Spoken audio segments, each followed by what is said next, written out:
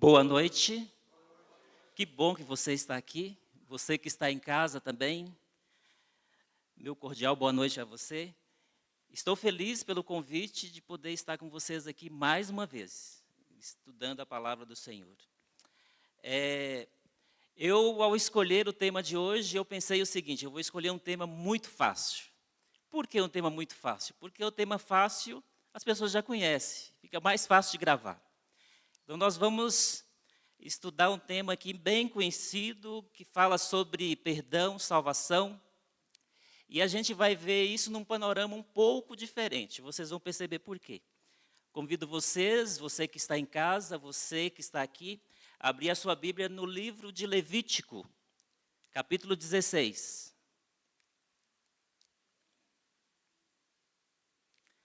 Aqui em Levítico, no capítulo 16, nós vamos ler alguns versos. Nós vamos ver aqui a partir do verso 2. Vamos lá, todos acharam? Amém? Então vamos lá. A minha tradução está na linguagem de hoje, tá bom? Vai estar um pouquinho diferente da sua, mas com certeza é a mesma coisa, não vai mudar nada. Vamos lá. Ele disse: diga ao seu irmão Arão que não é qualquer hora que ele pode entrar no lugar santíssimo, que fica atrás da cortina da tenda sagrada. Se ele entrar, morrerá, pois é ali que eu apareço numa nuvem acima da tampa da arca da aliança, que é o lugar onde os pecados são perdoados. Arão só poderá entrar no lugar santíssimo, depois de ter matado um touro novo, como oferta para tirar pecados, e um carneiro para a oferta que será completamente queimada.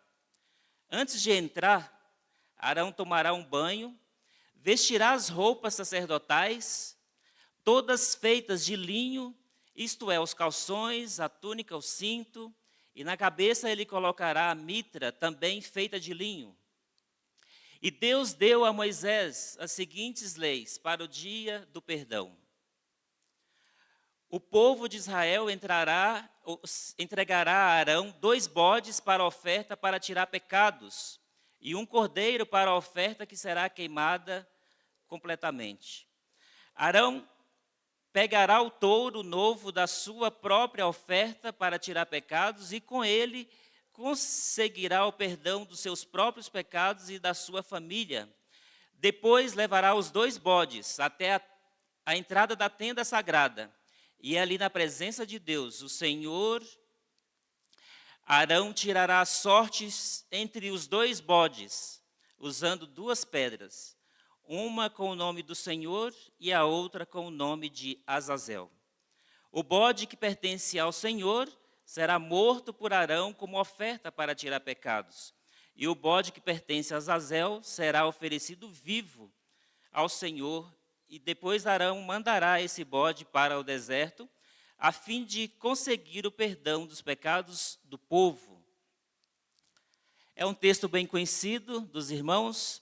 Eu quero ler mais o verso, a partir do verso 20 até o verso 22, que diz assim: quando Arão terminar a cerimônia da purificação do lugar santíssimo, da tenda sagrada e do altar, então pegará o bode para Azazel, porá as mãos na cabeça do animal e confessará todas as culpas e faltas e todos os pecados dos israelitas. Assim Arão passará para a cabeça do bode os pecados do povo, e então mandará o bode para o deserto. Será escolhido um homem para levar o animal, e ele o soltará no deserto. Assim o bode irá para um lugar onde não mora ninguém, levando os pecados do povo. Agora eu quero ler com vocês o verso 29 e o 30. O verso 29 e o 30 diz assim, do mesmo capítulo: a seguinte lei deverá ser obedecida para sempre. No dia 10 do 7º mês, todos os israelitas e os mensageiros que moram no meio do povo não comerão nada o dia inteiro, e não ficarão, ou seja, não farão nenhum trabalho. Verso 30. Pois nesse dia será feito o sacrifício para conseguir o perdão dos pecados do povo. Assim o povo ficará puro na presença de Deus, o Senhor. Meus queridos, esse é um tema bem conhecido e bem fácil de entender. Em algumas traduções aqui fala o dia do perdão, na minha tradução, mas em algumas das traduções de vocês diz o dia da expiação. E é interessante que no mundo popular, esse nome expiação, essa palavrinha é escrita de duas formas. O mundo conhece mais a escrita com a letra S, expiação com a letra S. E o que significa essa expiação com a letra S? A expiação com a letra S é o seguinte, é aquela expiação que a pessoa fica atrás do muro, observando o que o vizinho está fazendo. Ou seja, né, fica ali vigiando o vizinho. Essa é a expiação que o mundo conhece, com a letra S. Mas essa expiação que nós estamos estudando aqui, que nós vamos analisar algumas coisas aqui, essa é com o X, expiação com X. E qual a diferença uma coisa da outra? Essa palavrinha, ela significa algumas coisas. Expiação, ela significa apaziguar, significa pacificar, cobrir, limpar. Também significa restauração completa que Deus pode oferecer. Significa pelo menos também 3 coisas. Quais são essas 3 coisas que significa? Que você é perdoado, que você é purificado e o seu relacionamento é endireitado com Deus. Que coisa tremenda. E aí nós vamos analisar aqui um contexto um pouquinho disso. Na época do santuário, existia 2 sacrifícios ali. Um sacrifício pela manhã e um sacrifício à tarde. Era morto ali um cordeiro até 1 ano. Interessante uma coisa vocês saberem também, talvez vocês já conheçam, mas tudo bem, vamos relembrar. Um cordeiro, como assim cordeiro de 1 ano, né? E qual a diferença de cordeiro e carneiro? Até 1 ano é cordeiro, passou de 1 ano é carneiro. Ou seja, fase juvenil e fase adulta. E a esposa do carneiro é o quê? Ovelha. Só para a gente entender. Aí era sacrificado um cordeiro até 1 ano de idade, pela parte da manhã e pela parte da tarde. Ali. O que significa esses 2 sacrifícios que era feito?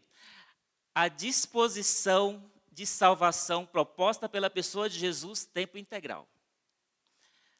Jesus quer salvar a cada um de nós a todo instante, todo tempo.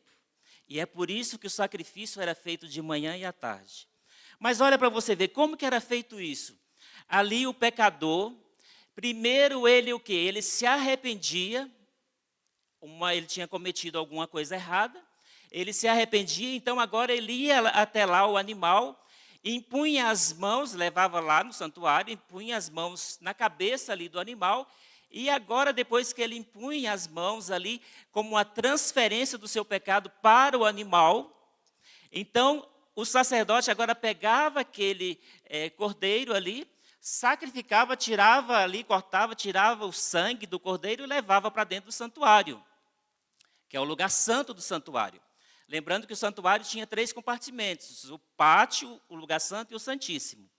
Mas olha para você ver, então ele tinha 2 formas que o sangue, ou seja, 2 formas de perdão ali. Quais são essas 2 formas? O sangue era levado pelo sacerdote até o santuário do local santo, ou o sacerdote ingeria a carne do animal. Era uma outra forma também de levar ali até dentro do santuário. E o que acontecia, meus queridos? Imagina só que durante todo o ano esse ritual era feito de manhã e à tarde. O que acontecia com o santuário? Todos os pecados ficavam ali acumulados no local santo do santuário. Mas olha para você ver. Também dá-se o nome Yom Kippur, que significa o dia da expiação ou o dia do perdão. Aquele cordeiro que era sacrificado ali pela manhã e à tarde, e a maioria dos emblemas do santuário, tudo representa Jesus. E algo interessante aqui é o seguinte, né? Cristo é a oferta. Ele é a oferta que tira o pecado do mundo, não é isso? Cristo é a oferta. Mas quem pagou essa oferta? Quem foi que pagou essa oferta? Aí você pode estar pensando, né? Ele não, foi Deus que pagou essa oferta. Mas quem recebeu essa oferta? Quem recebeu a oferta? E aí? Quem recebeu a oferta foi o próprio Deus. Ou seja, em outras palavras, ele é a oferta, ele pagou a oferta e ao mesmo tempo ele recebeu a oferta. Ou seja, a ira dele cai sobre ele mesmo. Percebe? Então é o seguinte, isso é fantástico. Em outras palavras, Deus dá a oportunidade para que cada um de nós fiquemos o quê? Limpo por completo de todos os pecados. É interessante que, como funcionava esse ritual? Agora, do lugar santo ali, então, o sacerdote, uma vez ao ano, que era do sétimo mês, ou seja, no sétimo mês, no dia 10 do sétimo mês, então ele entrava lá no local santíssimo para fazer a expiação de todos os pecados que estavam ali, no local santo do santuário. Então, agora ele tinha ali alguns animais ali que usava, né? O novilho, que era para remover o pecado dele, da sua família, o carneiro também, que era de holocausto ali, purificação de pecado da congregação. E, além disso, também tinha 2 bodes. E é interessante que esses 2 bodes ali, era um bode que representava o quê? Era aquele que representava Cristo, que iria assumir todo o pecado, toda a culpa ali das pessoas, ali que simbolizava o próprio Jesus, que fez isso por nós. E ali, nesse caso, o que acontecia? Então, o sacerdote, o sumo sacerdote agora, não mais o sacerdote, mas sumo sacerdote, que só o sumo sacerdote entrava no local santíssimo. Então, agora ele pegava, impunha a mão ali sobre esse animal, esse bode que representava, que era para perdão dos pecados. Então, ele pegava, tirava também, imolava o animal, matava o animal, recolhia o sangue e aspergia ali na tampa do propiciatório ali. Na base do propiciatório. Por que o sangue tinha que ser aspergido ali, na tampa do propiciatório? Primeira coisa que nós temos que aprender. O que a lei diz?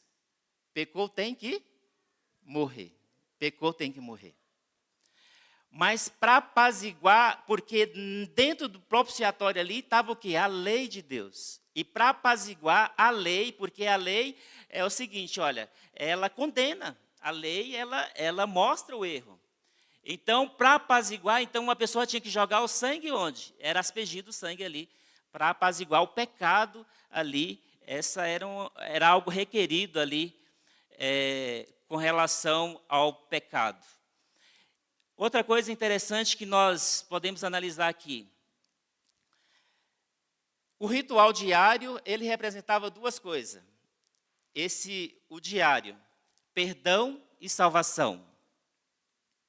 Ou seja, perdão, salvação, santificação. E agora, o dia da expiação, ele representava algo mais além ainda. Ou seja, o que nós podemos entender com isso que até agora eu falei para vocês?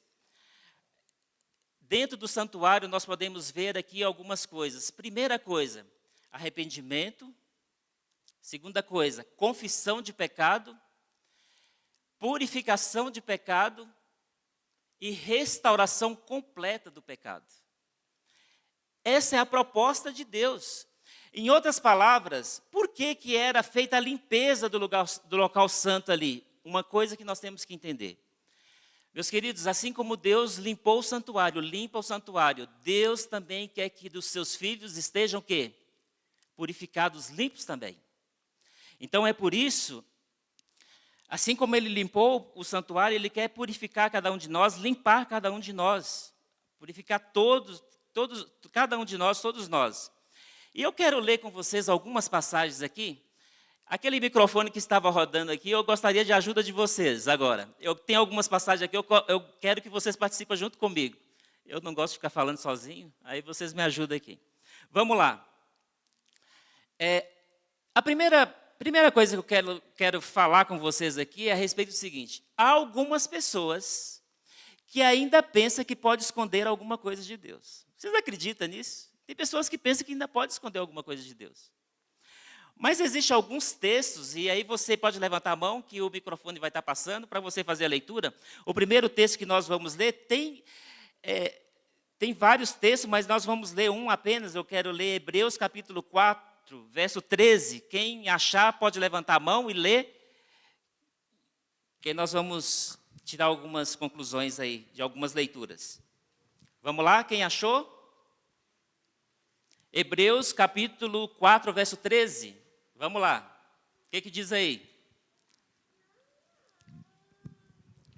E não há criatura que não seja manifesta na sua presença.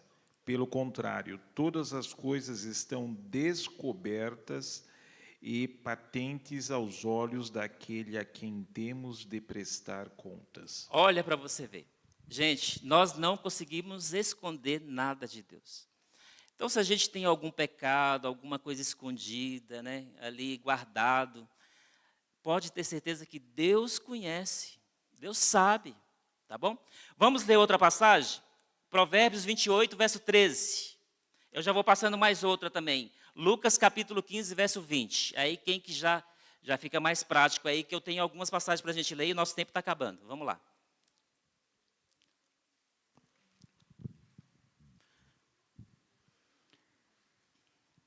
Quem esconde os seus pecados não prospera, mas quem os confessa e os abandona encontrará misericórdia. Olha para você ver que coisa, né? Diz que quem esconde o quê? Não vai para frente. Quem esconde seus pecados não prospera, não vai para frente. Mas quem confessa e deixa, faz o quê? Gente, ele alcança algo maravilhoso, que é a salvação em Cristo Jesus. Vamos lá, vamos continuar. Lucas capítulo 15, verso 20. O que diz aí? E, levantando-se, foi para seu pai. Vinha ele ainda longe quando seu pai o avistou e, compadecido dele, correndo, o abraçou e beijou. Nós estamos falando aqui do filho pródigo. Então, olha para você ver, depois de, em outras palavras, depois dele aprontar ali, fazer tudo que era ruim, depois de largar o pai, largar o lar paterno, aí diz que a maneira como é que o pai estava ali aguardando a volta desse filho. E no verso, Neca, pode continuar lendo, continua o verso 22 até o verso 24, o que diz aí? O pai, porém, disse aos seus servos: trazei depressa a melhor roupa, vestiu, ponde-lhe um anel no dedo e sandálias nos pés. Trazei também e matai o novilho cevado, comamos e regozijemo-nos, porque este meu filho estava morto e reviveu, estava perdido e foi achado. E começaram a regozijar-se. Olha para você ver. Então, esse filho estava de que forma? Estava perdido, foi achado. Esse filho somos nós. Um dia nós estávamos perdidos também, mas fomos achados por Jesus, amém? Que coisa tremenda. Vamos continuar aqui, tem mais algumas passagens. Vamos lá. Miqueias, capítulo 7, verso 19 e Salmo 113, verso 12. Vamos lá. Miqueias 7, 19, Salmo 113, verso 12. Vou passar mais algumas. Mateus 12, 31, capítulo 12, do 31 até o 32. Vamos lá. Vamos rapidinho para a gente ganhar tempo.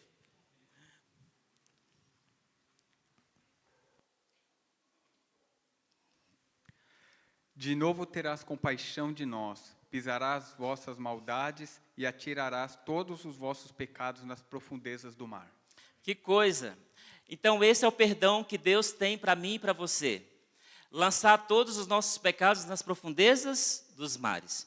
É interessante esse negócio de profundeza do mar. Eu não sei se vocês lembram o ano passado, acho que em junho mais ou menos, 3 tripulantes ali, um bilionário e outros milionários ali, eles foram ali visitar lá, né, o Titanic. Vocês estão lembrados disso? E o que aconteceu lá na profundeza do mar? Porque lá o que acontece?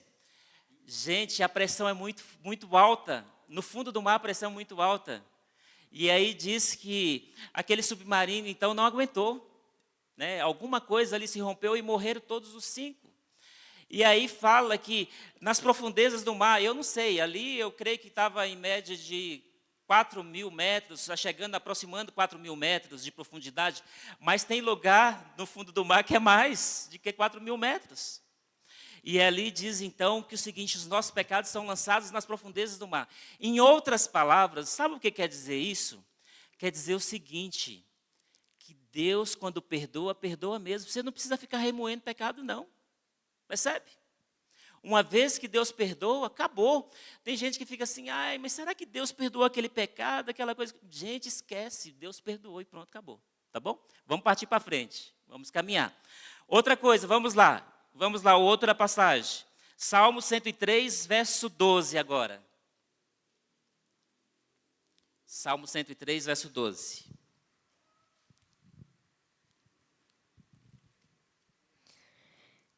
Quanto o Oriente está longe do Ocidente, assim ele afasta de nós as nossas transgressões. Isso, olha para você ver. Assim como lá no Oriente até o Ocidente, isso é o que Deus quer, ou seja, manter o pecado distante da gente. Essa distância que quer manter o pecado de nós. Em outras palavras, Deus não quer que os seus filhos fiquem o quê? Pecando. Percebe? Do Ocidente até o Oriente, olha a distância, é longe, é muito longe. Mas vamos lá, Mateus 12, 31 e 32. Qual é o pecado que não tem perdão? Vamos lá, vamos analisar.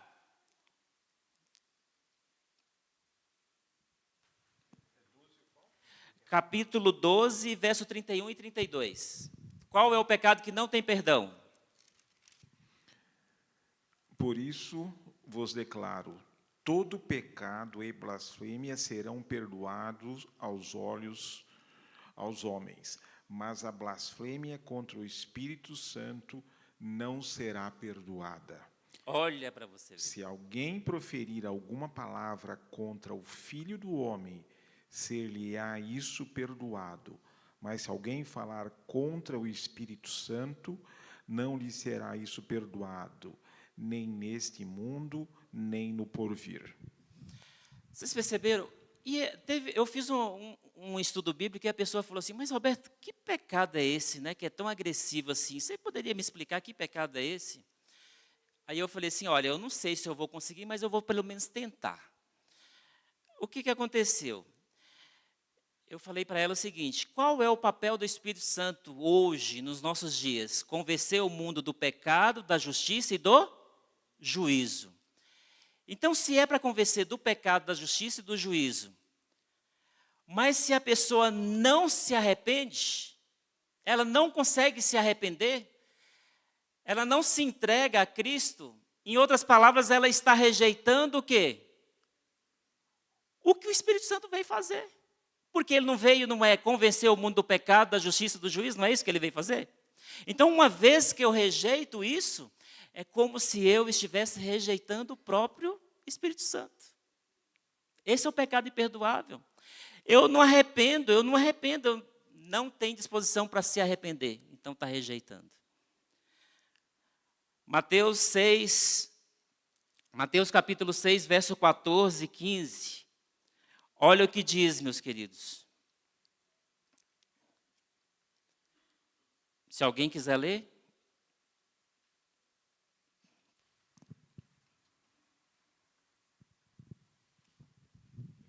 Porque se perdoardes aos homens as suas ofensas, também vosso Pai Celeste vos perdoará. Se, porém, não perdoardes aos homens as suas ofensas, tampouco vosso Pai vos perdoará as vossas ofensas. Percebe? Se você não perdoar o seu irmão, Deus também não vai te perdoar. Isso é sério ou não é? Seríssimo. No Pai Nosso diz assim, perdoa-nos, não é? Vocês lembram disso? assim como nós perdoamos os nossos devedores. E olha que coisa tremenda, aqui vem dizendo o seguinte: se você não perdoar o seu irmão, Deus também não pode te perdoar. Que coisa tremenda. É interessante que quando nós olhamos isso aqui, a gente vê no contexto, quando a gente olha ali a nível de pecado, a gente já olha logo para o pecado do adultério, né? Porque tem pessoas que pensam o seguinte: olha, eu casei, mas se meu marido adulterar ou fazer qualquer coisa, olha, não tem volta nunca mais. Ou se a esposa, não tem volta nunca mais. O pecado realmente do adultério é um pecado que traz sérios problemas. E que deve ser o quê? Deve ser banido, não deve existir. Mas se caso existiu o pecado e a pessoa se arrependeu de coração, o que nós temos que fazer, meus queridos? Aí você talvez pode falar assim: olha, você pode até perdoar, mas eu não perdoo não. Meus queridos, não vamos pensar dessa forma, porque se a pessoa pediu perdão e você não perdoar, como que Deus vai te perdoar? Percebe? Mesmo sendo um pecado tão grave, Deus perdoa. E nós também temos que aprender a perdoar, mesmo sendo difícil de perdoar. Percebe? E eu estou finalizando aqui, eu dando estudo para uma pessoa, aí depois no final do estudo ela chegou para mim e falou assim: Roberto, olha, você está falando perdão e eu percebi que tem muita coisa aí que realmente Deus perdoa, mas mesmo assim eu ainda tenho aquela culpa, aquele negócio que não sai de mim. Sabia que tem pessoas assim, que tem aquela culpa que não sai, parece que impregnou na vida da pessoa e ele sente aquela culpa o tempo inteiro, ele vai para um lugar e a culpa não desaparece. Mas se tudo isso, se você falou de tanto de que Deus perdoa, que lança nas profundezas dos mares, mas mesmo assim, e essa culpa que não sai de mim? O que eu faço para remover isso? Existe agora a parte prática. E a parte prática é coisa simples, são 4 pontos aqui rapidinho. Quais são esses? Primeira coisa, o primeiro ponto, a convicção do Espírito Santo. O Espírito Santo vai o quê? Bater no seu coração, em outras palavras, tocar sua mente, para te mostrar o momento em que você está fazendo coisa errada. Outro ponto, a consciência. É através da consciência que nós conseguimos discernir as coisas. É através da consciência que eu consigo ver que eu estou caindo, que eu estou errando. Percebe? Então, olha, o Espírito Santo. E o que o Espírito Santo faz? Convence do pecado, da justiça e do juízo. Aí agora a consciência e depois o quê? O estudo da palavra. Como que eu faço para remover a culpa? Estuda a palavra, estuda a Bíblia, estuda de manhã, faz o ano bíblico. Como é bom fazer o ano bíblico, meus queridos. O meu ano bíblico já está bem adiantado, já passou de Deuteronômio já. Está bem adiantado. Mas olha para você ver, é assim que funciona. Outra coisa, exposição para ouvir a palavra de Deus. O que é isso? Muitas vezes você está sem vontade de vir à igreja. Mas mesmo assim vem, vai à igreja, porque ali talvez tenha uma mensagem que você precisa ouvir. Porque aquilo ali é fundamental, vai ser fundamental para a sua vida espiritual, para o crescimento da sua vida espiritual. Eu quero finalizar a mensagem de hoje, e nosso tempo já esgotou aqui. Eu quero dizer o seguinte: Deus, ele não mora com o lixo. Ou seja, Deus não mora no local sujo. É por isso que Deus quer limpar, ele limpou o santuário e ele quer limpar também a cada um de nós. E é interessante que no grande conflito, ali na página entre a página 488 e 490, depois, se você tiver um tempinho, você lê ali. Mas eu só quero ler só um trecho pequeno que diz assim, olha: todos quantos desejem seja seu nome conservado no livro da vida, todos que desejem que o seu nome seja conservado no livro da vida, devem agora, nos poucos dias de graça que restam, afligir a alma diante de Deus, em tristeza pelo pecado e em arrependimento verdadeiro, deve haver um exame de coração profundo e fiel. Um espírito, olha para você ver, o espírito leviano e frívolo, alimentado por tantos cristãos professos, deve ser deixado. Está lá no livro Grande Conflito. Meus queridos, aí eu fui ver lá no dicionário o que significa essa palavra frívola, né? O que é uma pessoa frívola? É uma pessoa que se preocupa com coisas sem importância. Olha para você ver. Pessoa que se preocupa com coisas sem importância e que se importa de maneira incoerente, ou seja, que se comporta de maneira incoerente, inconstante, volúvel. E o que é leviano? Uma pessoa leviano diz o seguinte, olha, significa imprudente, sem seriedade, aquele que age precipitadamente ou vive em torno do momento. Meus queridos, que nós não venhamos ser nenhum desses. Que Deus venha nos abençoar. Passei até um pouquinho aqui do tempo, mas vocês me perdoam. Que Deus abençoe a todos nós, que nós possamos entender o que é realmente o perdão e o que Deus pode fazer por cada um de nós. E se você está aqui, sinta-se perdoado pelo poder do Espírito Santo. Amém?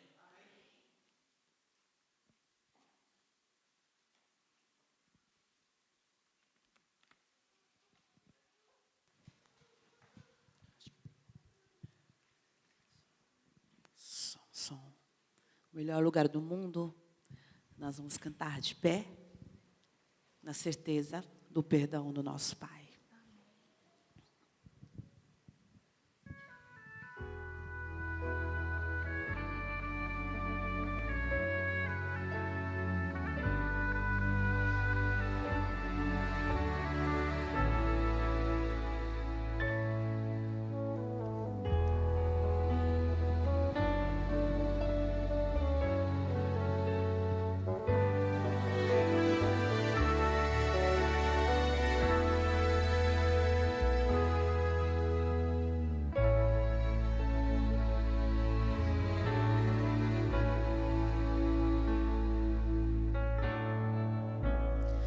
No mundo ainda existem belezas que alegram a vida e nos fazem sonhar. Recantos felizes da natureza, onde qualquer ser humano gostaria de estar. Mas de todos os lugares,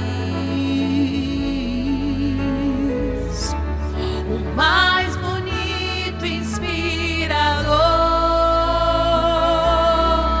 Só a igreja.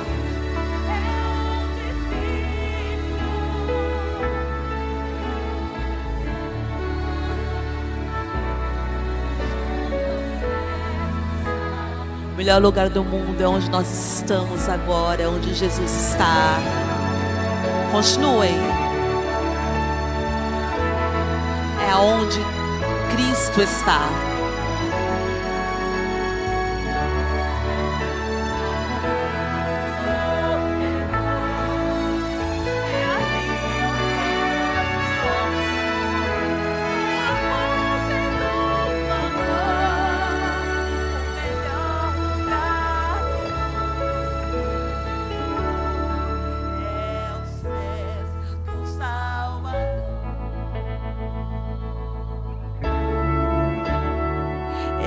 O melhor lugar do mundo. Continue. sonhamos com casas que tenham conforto. Nada se compara a Jesus. Talvez numa encosta com vista pro mar, mas as maravilhas não fazem sentido se Cristo não está no primeiro lugar.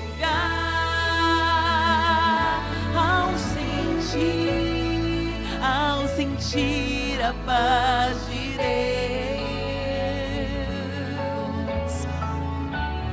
seu poder e amor profundo,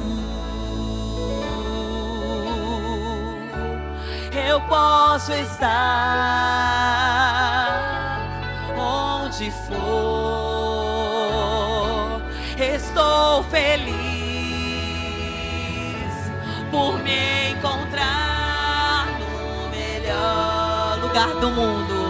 Lugar do mundo, Jesus ao teu lado. O melhor lugar do mundo é aos pés do Salvador. É ali onde a esperança traz alívio ao sofredor. É ali onde eu me encontro com a fonte do amor. O melhor lugar do mundo, aos pés do Salvador.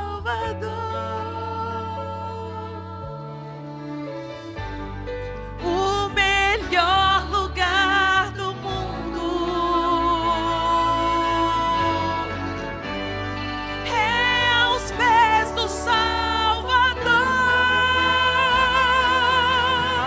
É ali onde eu me encontro com a fonte do amor. O melhor lugar do mundo é aos pés do Salvador.